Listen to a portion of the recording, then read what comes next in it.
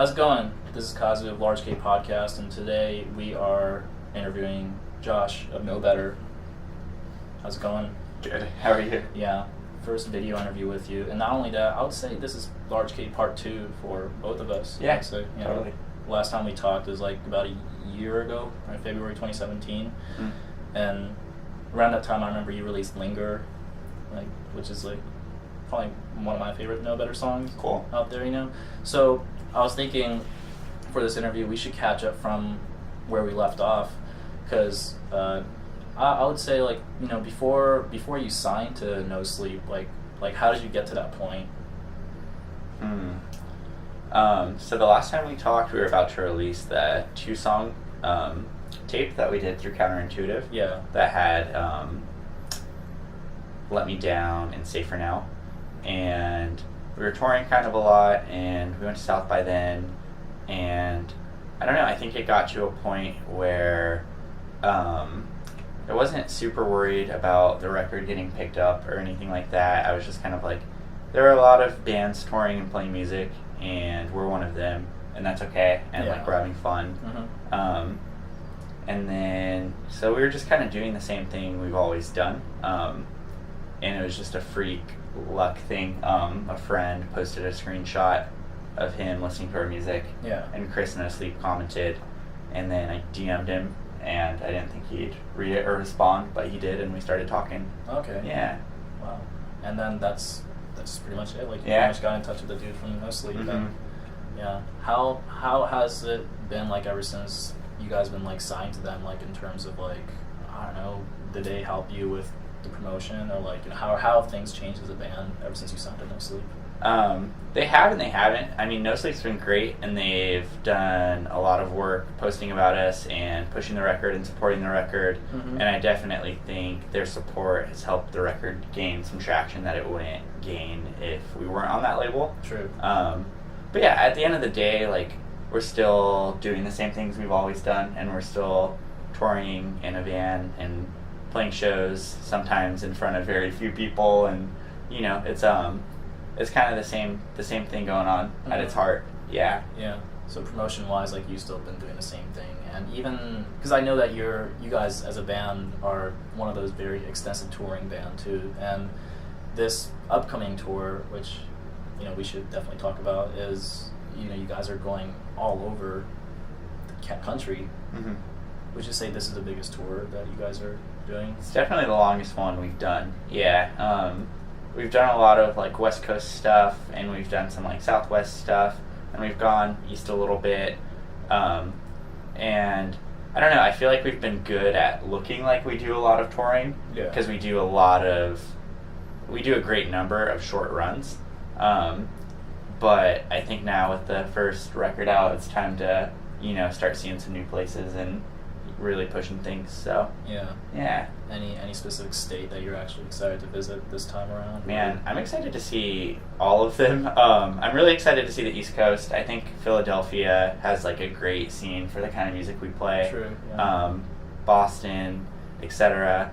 But I don't know, I think about this a lot, and I plan things for certain areas and get excited.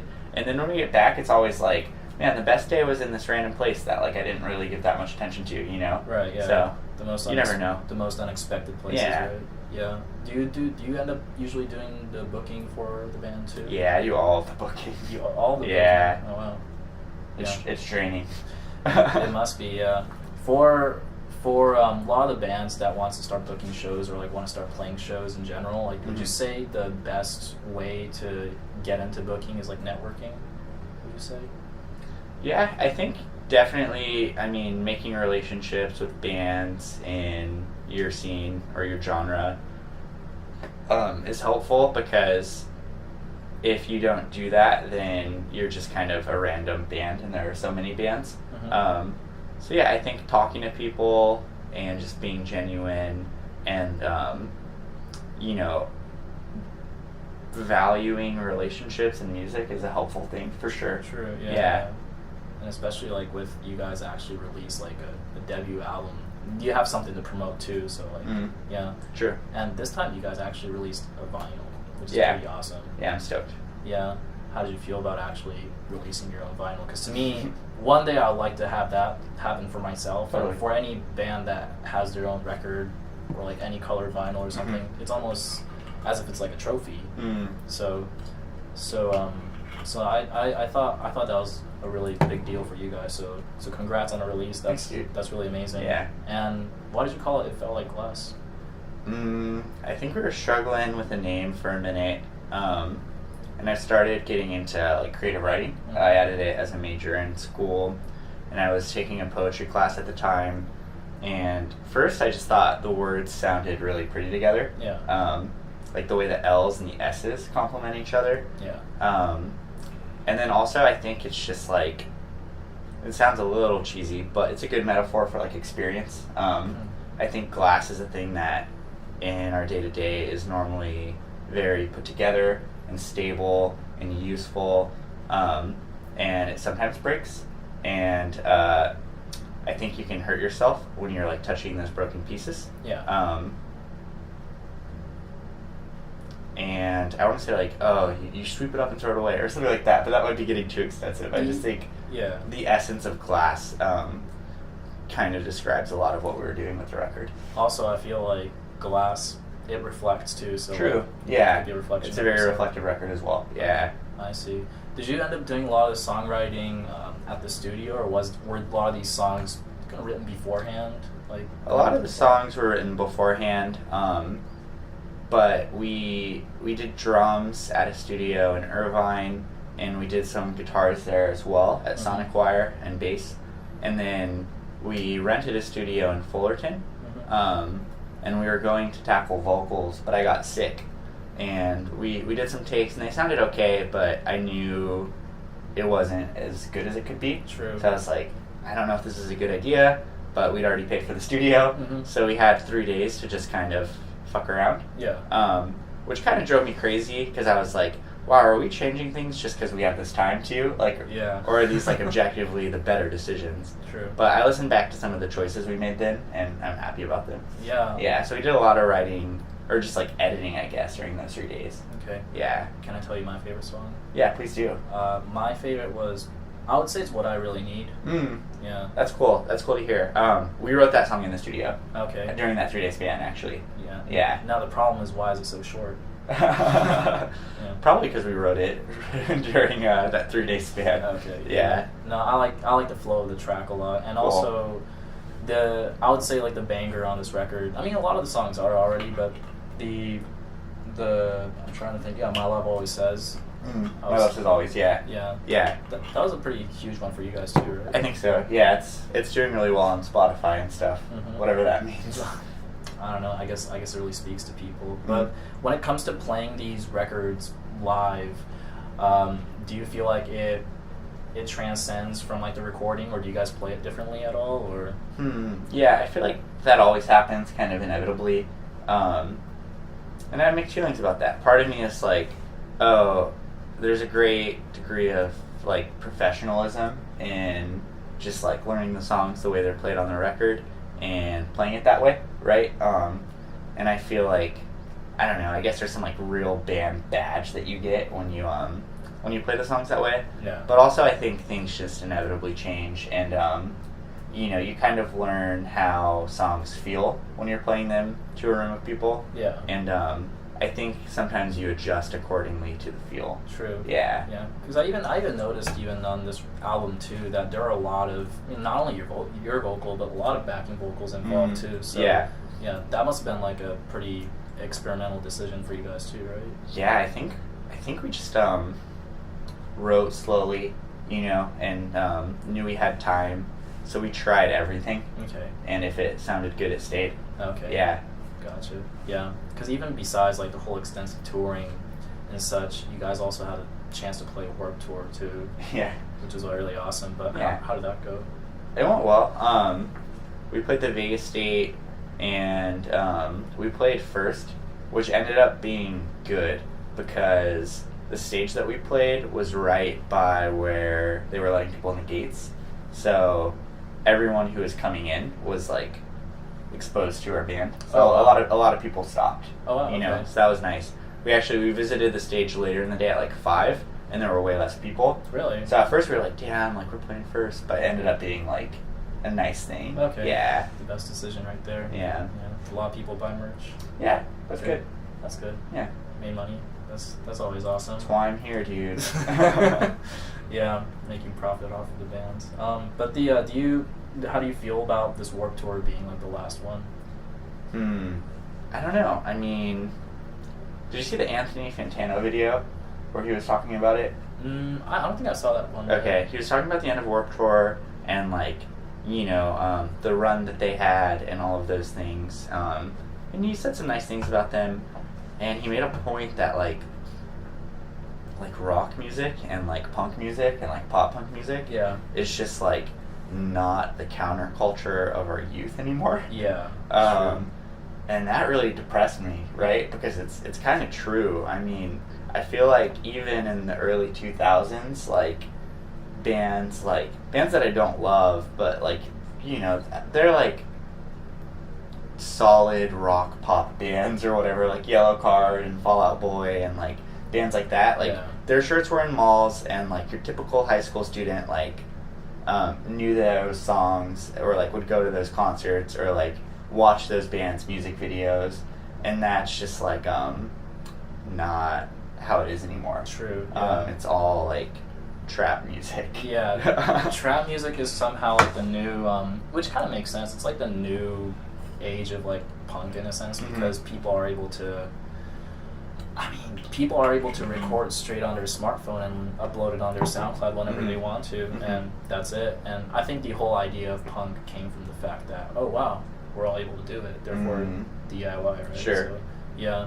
But I mean, I don't know. I guess it's pretty sad, but like, I don't know, do you feel like emo or punk is kind of a dying genre, or do you feel like it's still kind of reviving or growing strong by itself? I don't know. It's definitely not dying. Like, I think there are always going to be kids who pick up guitars and start bands, right? True, yeah. And I think there are always going to be kids who see bands and are just like, this is fucking cool, and start bands. There's still a lot of bands playing right now, too. True. I just think as far as, like, mainstream, like, support goes, or mainstream success goes, you know, guitar music is like having a harder time. It is, yeah. And I think Warped Tour kind of epitomized like mainstream success for like our like breed of counterculture. That's true. And it makes sense that it was struggling. Yeah. Right. Yeah. Because but even though like it may not be like the guitar music may not be like the mainstream forte nowadays. I feel like with word of mouth and with the power of internet, we see that like these bands that we love are like still growing and like getting bigger. Because even when I see bands like Joyce Manor, they're this time because they're coming out with a new record, and this time they're headlining the Palladium, which is a big deal. That is a big deal. Yeah, that's awesome. Yeah, or even just watching bands that were so influential reuniting. Like, did you see Jawbreaker's reunion tour? How did that go? It was awesome. Yeah. Yeah, I went to 2 of the 3 nights in LA. Oh wow, you went to 2 nights. Yeah. It was great. The set was perfect. They sounded really, really good. I was a little nervous because they're a 3-piece band, and I didn't know how that would translate because there were other things going on the record, and the records obviously sounded really good and big and full, but true. They sounded really good and big and full when I saw them. So, yeah. Yeah. Did they have openers when you saw them? Waxahachie, both nights. Oh, Waxahachie. Yeah, it was cool. And then Katie played Ache with the band, and it was like kind of a slowed down version, and she was singing with Blake. Okay. So that was cool. Yeah. So I don't know. I feel like seeing those shows being sold out so quickly. That gives me some hope. True. Yeah. I don't want to like sound like I have a really pessimistic view about like rock music or guitar music. I think things have changed, and I think it's always going to exist, but it's going to exist differently at all times, which is just natural. Yeah. Yeah. And in your opinion of playing places like Warped Tour, which is already a pretty big stage in the first place, or place of exposure, was playing at a festival a really good experience for you guys as a band? It was a cool experience.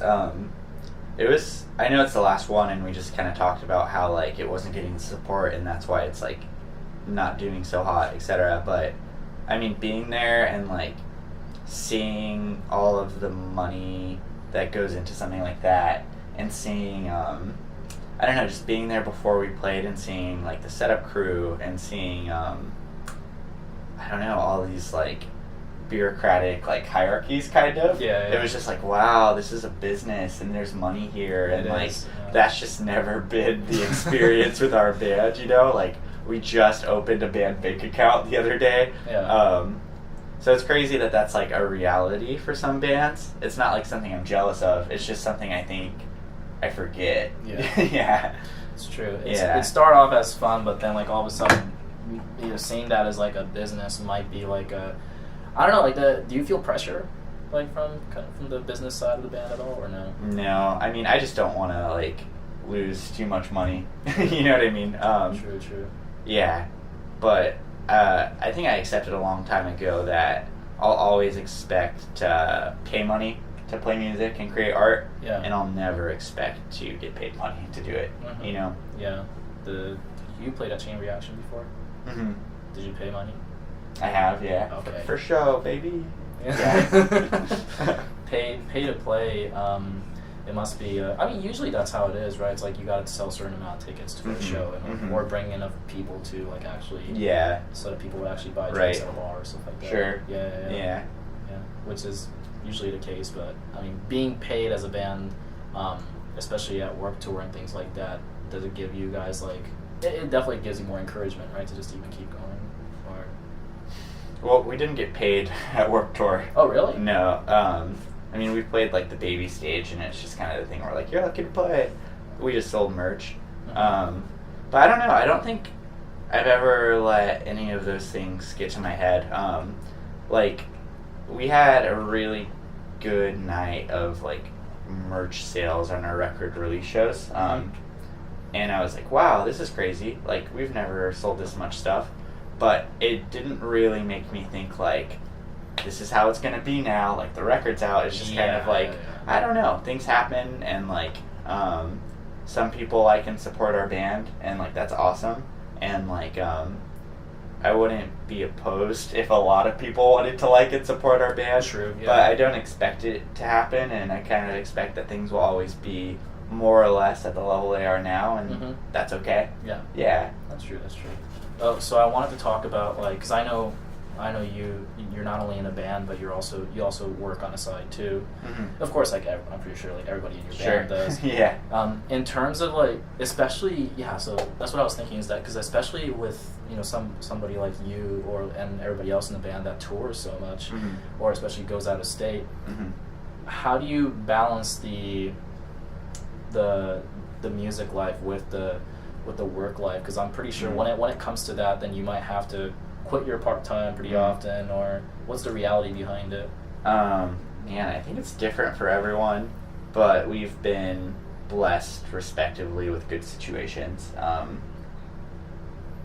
And we have like understanding and supportive, I guess, superiors at work, right? Yeah. Who think it's cool that we play in a band, and who I think kind of take it seriously, and they don't think it's like a vacation thing. They're like, oh, they play in this like real life band that tours, and it's kind of like their other job that they do sometimes. True. Yeah. So yeah, we've been really lucky in that department. That's really cool. So your supervisor understands that, wow, this thing is fucking legit. I think so. Okay. To some extent, yeah. Okay.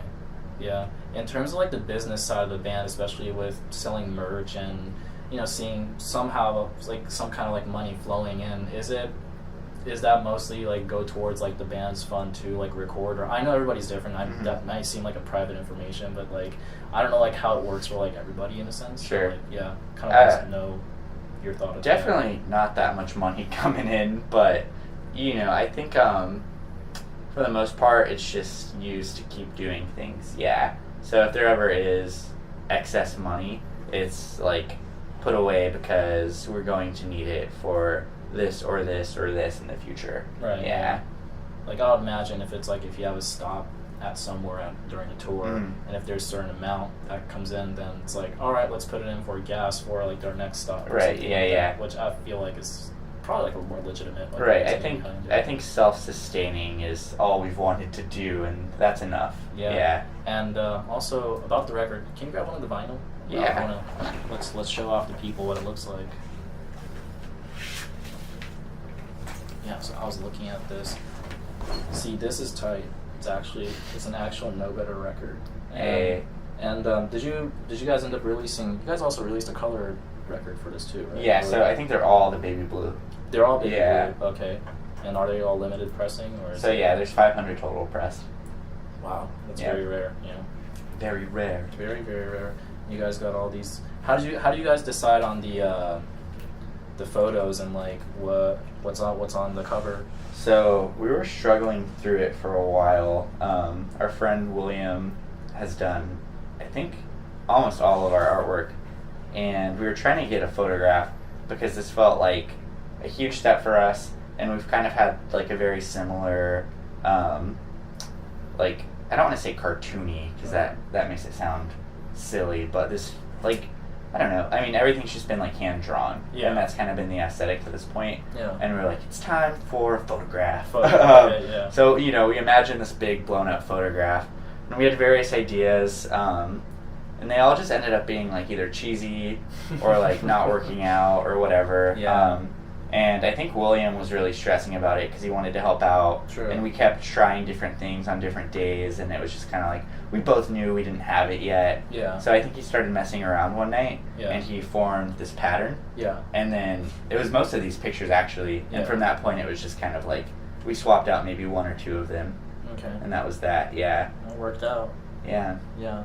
I mean, this is like it almost feels like, because I know I'm not involved in this record whatsoever, but it feels very nostalgic for some reason. Sure. Yeah, I think it's I mean, it's us, and it's photographs from, you know, mostly from various years Mm-hmm. throughout playing in the band, right? Yeah. This is from our first tour. Yeah. This is from when we were recording our first EP in San Francisco. Okay. This was taken in our first van. Yeah. This was on Manny and I's first run with a different band. Mm. This was taken on our most recent run, recording in San Francisco, a recent tour, and then this is Anthony and Danny when they were like kids. So yeah, I think it is nostalgic. Yeah, because it's like, I guess, like accumulation of those years and how this turned into that. Like, Right, it's like result- totally. result Yeah. of it. Also, I think we wanted something that seemed a little serious, but Yeah. didn't present itself as taking itself like too seriously. True. You know. And I think a lot of bands do like the Polaroid photo or whatever, but this kind of collage felt like novel. True. Yeah. True. Well, this is tight. I mean, Thanks, dude. 500 pressing, and you could cop this at No Sleep's Bandcamp and stuff, or like. Yeah, No Sleep online, and then this tour we're about to go on, and all of our shows and stuff like that. Okay. Yeah. No, this is really, really cool. Thanks, dude. Yeah. What's your favorite song to play live? Ooh, that's tough. We this still list. haven't. We still gotta learn some of them, but I really like to play Still. Mm-hmm. I really like to play Seconds Race just because that opening like country sounding riff is a lot of fun. Yeah. I'd say those are the top two for me right now. Sick. Yeah. Yeah. Well, I hope the tour goes well and everything, and also Thanks, dude. like, the fact that like you actually have a vinyl and stuff. When you created a test pressing and when you first listened to it, I mean, wasn't that like such a big accomplishment for you guys? It felt really good. I went over to Manny's with like 2 records and 2 beers, and I don't smoke cigars, but I just put a cigar in my mouth to be funny, and I knocked on his door. It was a good moment. Yeah. That's really cool. Is there anything that you and the band personally want to accomplish by the end of the year by any chance, or? Ah, man, I don't know. There are definitely things that like I'd like to happen, but I think what I've said a couple times throughout this is just like the mentality that I always try to keep. The whole things are probably gonna stay the same, and that's okay because we really like doing this, and like we're kind of doing it without expectation. True. And like, you know, I think if we work hard, like cool things are bound to happen, but I don't know if like it's really even worth setting goals, because I think that sets yourself up to just get a little bummed out, right? Or also it just kind of creates this expectation where you're like, people should care more about this or something like that, you know? Yeah, of course, But definitely getting some like support tours or support shows and like playing some like big venues with good sound, like that would be a cool experience. Yeah. And I think that's something we all want to happen. Yeah, of course. Yeah. I guess like putting expectation. I guess the thing is, you guys just keep doing what you're doing. Yeah. And you guys will eventually like get to that point. Because I mean, I already see that. I feel like even like since the last time we talked, there's already like so much has happened, and it's not anything where you expected like, oh, I'm planning on releasing a record like on vinyl, you know, being signed to No Sleep. It's like, you know, it's not something that we even talked about. You know, yeah. Well, I mean, to be totally honest, I think there was a long time where I was like, we're a good band, and like we tour, and like we should be picked up, right? And there was like a period of time where that frustrated me, and it's funny because I think it was like maybe a year before we got picked up, where I started realizing like we were touring more, and I was like, wow, there are a lot of really good touring unsigned bands, and that's fine, and that's enough, and we're all kind of doing the same thing, and like, et cetera, et cetera, et cetera. So, yeah, I think subscribing to that ideal and just taking the good things as they come is the way to do it. True. Yeah. Yeah. No, I agree with you on that. I definitely think like, because I'll randomly discover some emo bands like that are signed, and then I realize they're all the way on the East Coast, and they haven't even come to West Coast yet, and I'm like, oh dude, like I wanna see you guys, but eventually like those bands will come along, because I feel like because of the age of the internet, like we have like such a big audience now that eventually like if people are listening, you're gonna get to like places that you never thought you would. Yeah. So, yeah. For sure. Maybe next goal for you would be like go out of the country, play some shows there. That would be awesome. Yeah. Play with Jawbreaker. I don't know. Blake, if you're listening. Yeah, I think that should happen. I think I pretty much asked everything that I wanted to ask, but I was thinking about doing this segment. It's called, this is something that I created new like ever since I did the podcast, but it's called this, that, where I'll be like shooting you with some random questions. Okay. And you can just answer it. Okay. There's however way you want. We'll start off with something simple. Let's do it. Cats or dogs? Oof. I'm gonna say dogs. I'm semi-allergic to cats. Oh, I'll still pet a cat though, but because of that, I'm gonna say dogs. Yeah, I'm actually allergic to cats too. But really? Yeah. But I like them. I don't think their existence is a nuisance or anything like that. I appreciate them and love them. It's just I can't touch them or anything. Okay, yeah. fair. I'll pet them, but I'll probably wash my hands afterwards. Gotcha. That's how far I'll go. Favorite kombucha flavor? Favorite kombucha? I usually go with the ginger. Okay. Isn't that like the original? Actually, there is a flavor called original. Is there? There is, yeah. Well, the ginger. Yeah, the original tastes like that, but without the ginger. Okay. Yeah.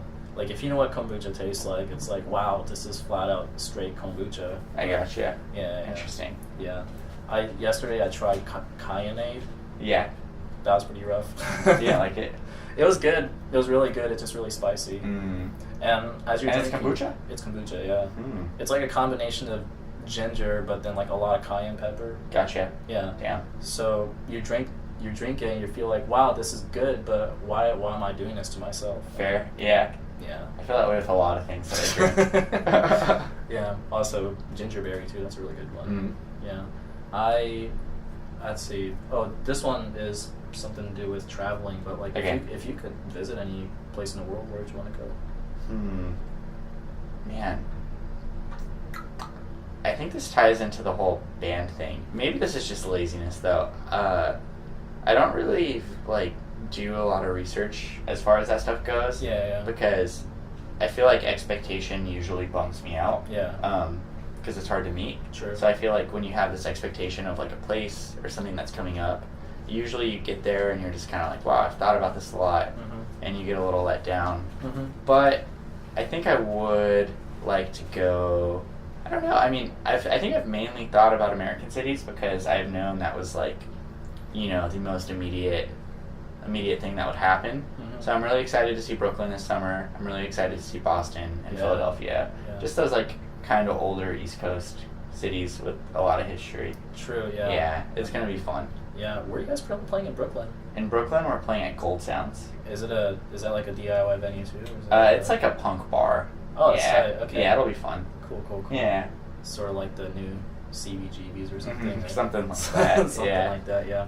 Next one is the Get Up Kids or Texas Is the Reason. Hardest one so far. That's really tough. Yeah, they signed to Polyvinyl too recently. Mm. That's pretty cool. I think I really love Texas, but I have to go with the Get Up Kids just because there's more stuff to listen to. Mhm. I feel like they're equally great bands, but the Get Up Kids are more prolific. So True. Yeah. Would you consider Something to Write Home About as like one of your favorite records? Or? it's pretty staple. Yeah. I think also it's one of those records where it's like it is a poppy emo record, but there's like a lot of depth and love in those songs. True. Yeah.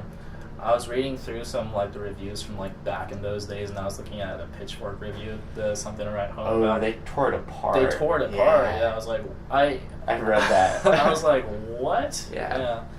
Yeah. I was kind of mad, but Yeah. That's pretty cool though. You say you saw Texas too, right? I did see Texas. Man, 2.5 years ago, maybe 3 years ago. Yeah. I don't know. The John Bunch Memorial Show. Mm-hmm. There were just a ton of older like emo and hardcore bands, and I saw Texas and Knapsack that day. Okay. So that was really cool. Was that like a one-time thing for them? Because I know they don't tour. So I think, yeah, that was a one-time thing for them. I know Texas played those like Rev, like 25-year anniversary shows. True.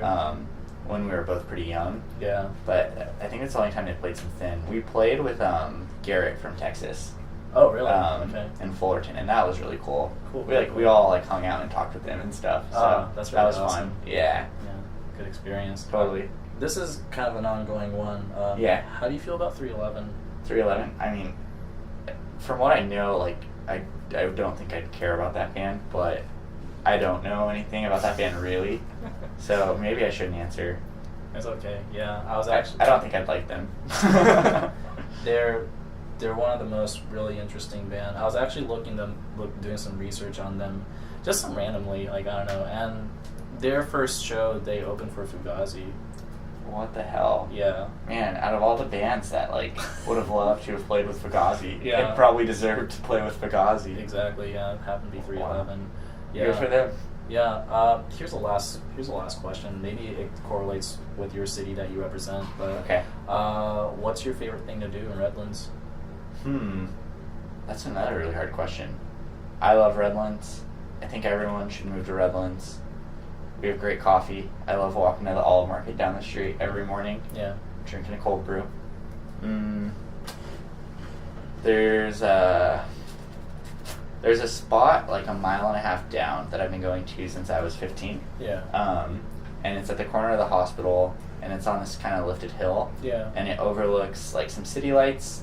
And there's a mountain in the distance that the sun sets over. And then to the left, there's some like orange groves and then a train track right there. Yeah. And it's just like, it's kind of unreal. And I've been going there for a very long time. And I Yeah. still just like to go there and hang out with friends or by myself. Okay. Yeah. So that's the place, huh? That's the place. Cool. Well, Yeah. I gotta say that's pretty much it for like Cool. the show. But once again, thanks for doing this. Of course, And dude. good luck on the record. Good luck on the tour. Thank you. And before we end, why don't you choose a song off of this thing? Is there anything that you want us to play? That's a good question. Yeah. Let's do Jets. I feel like that's a deep cut. It's not a single, but it's one of my favorites. Deep cut. Okay. Yeah. All right. We'll go with that then. Cool. Thanks a lot, dude. Cool. Thanks, yeah. man. Mhm.